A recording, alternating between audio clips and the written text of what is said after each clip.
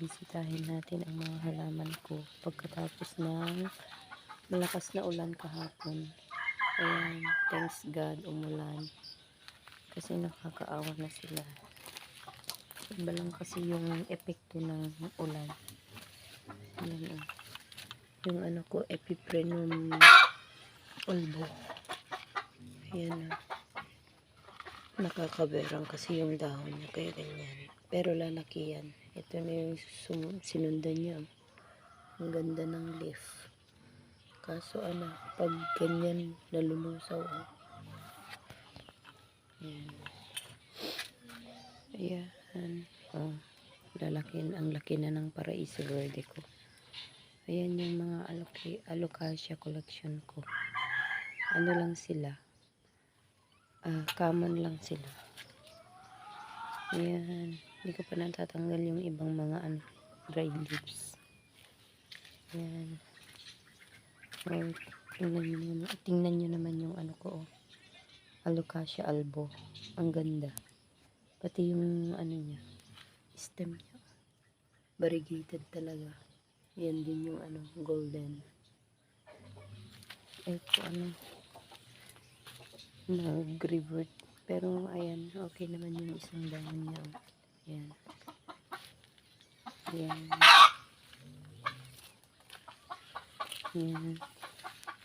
Balang talaga yung tubig ulan. Ayan Kaya ganyan na napakalash kasi saka lang tumutubo pag tag-ulan. Hinahayaan ko na lang sa isang pot. Laki no? Isang pot lang yan. Ayan. So, Jerry horn ko malaki na rin. So, sa wakas, naka-adjust na siya. Nagdalawang dahon. Pangalawang dahon na niya yan. Pero totoo nga na nagse-setback kahit malaki na yung dahon pag bagong tanim. May nabaling sa nga dyan, dapat may ko. Ayan, eto merong bagong sulpot na dahon. Yan maganda na naman. Ayan, lalaki na nila. Dapat maayos na yung lalagyan nila. Masyado nang masikip. Yan ang lalaki na ng dahon ng ko. Gloriosum. Gloriosum ba yan o glorious? Ewan. May umapak na naman dito. Nabali na na naman yung sanga niya. Ayan, malaki na rin. Ang ganda. Mura ko lang nabili yan. Yung seratan po ang lalaki na ang hahaba na ng dahon. Tsaka yung Choco Empress ko. Yung Babsi ko, ang ganda ng dahon niya. Dragon head. And mga kalatia plants ko. Ayan, kabibili ko lang. Anong tawag dyan? Kalimutan ko na. Dito ako nai-stress sa mga to.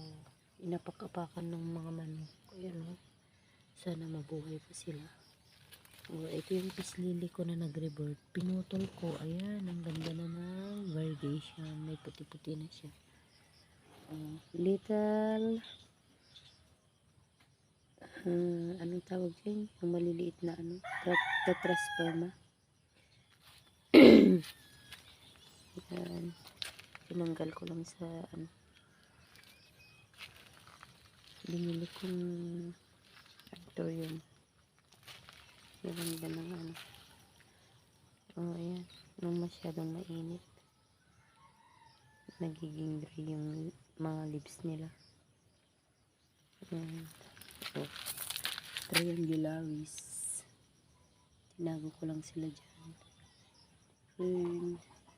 Ito yung ko, necktie ko. Mahaba na siya. Ayan. Tingnan naman natin yung mga yung mga aglaw ko. Ayan. Nadra-dry yung mga leaf niya. Naglagas. Sana maging maayos pa sila. Tapos masyadong mainit. Wala. Yung hindi Hindi pa rin nasasala yung init niya, oh. Kaya linagyan ko ng dahon-dahon. Kasi nakakaawa sila. Masyadong mainit. Yan na lang yung natitira. Wala na yung mga rare. Puro common na lang. Yan. So, ayan lang po ang content ng video ito, guys. Bye!